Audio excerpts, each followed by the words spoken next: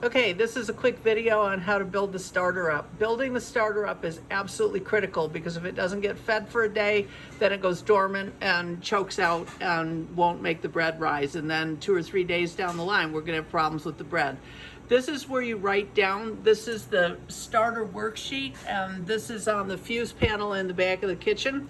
So what you wanna put down is what you started with at the beginning of the day, what you worked it down to, what you built it up to, and then your initials. And your initials are signing that it's at least doubled. You have to at least double it or it'll choke out. You can't just put a little in. Sometimes in order to build it up, you need to pour some of it out, because if you don't, in order to double it, you'll wind up with too much. Then the next day, if you double that, pretty soon we're gonna have like 50 gallons of it. So you might have to pour some out, and I will show you how to do that. But while we're on this worksheet, there's one for 1 week, there's one for another week. So this one you can see ended on the 30th. So now it's time to erase this one. Leave this one, so if there's problems with anything, we can go back and see the starter and erase this one and redate it so it starts the 31st and then the 31st, the 1st on like that. And then when this one is completely done, then come up here and erase this one and start the dates over there. So that's how you fill out this form, and how you actually do the starter, I will show you over here. This is actually the starter that we're using now, and you can see it's at 1.5 quarts. We're just going to say 1 quart for easy arithmetic. So if you double this, it's going to be up to here. Then if you double it again, it's going to be up to there.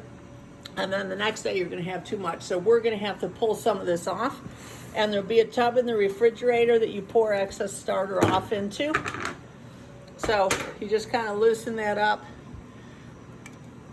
and pour it in there and get it down to just a little bit on the bottom, like below this little red line.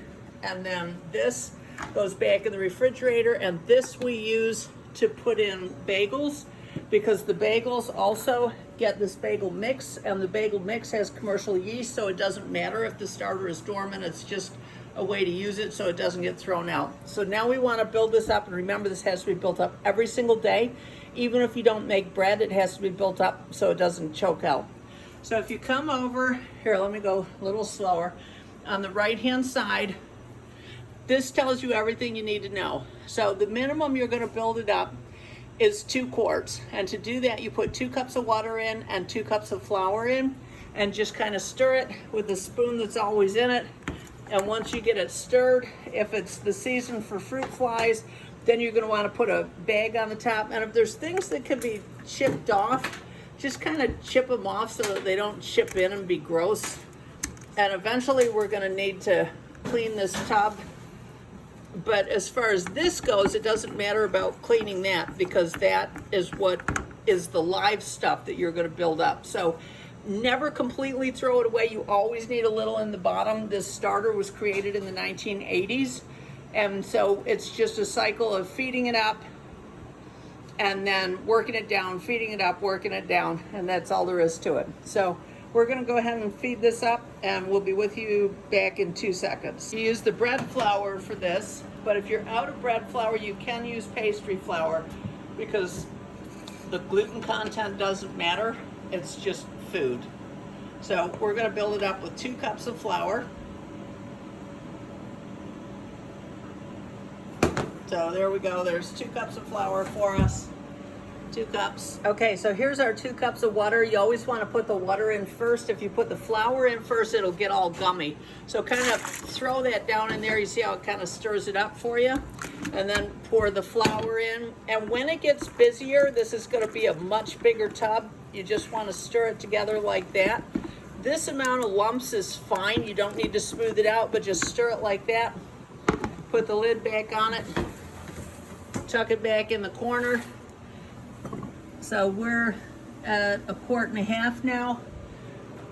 So we're gonna go back over, grab our little pen. So this has not been done yet. Hold on. So we started out with 2, and we didn't use it, but we poured it off. We poured it down to 1/2, and then we built it back up to 1 1/2, which is tripled, so it's more than doubled, and I'm going to put my initial right there. So that is all there is to it. Just the big thing is make sure it gets fed, because if it doesn't, it'll choke out. So that's it. That's all there is to it. Thanks for your attention. See you next time.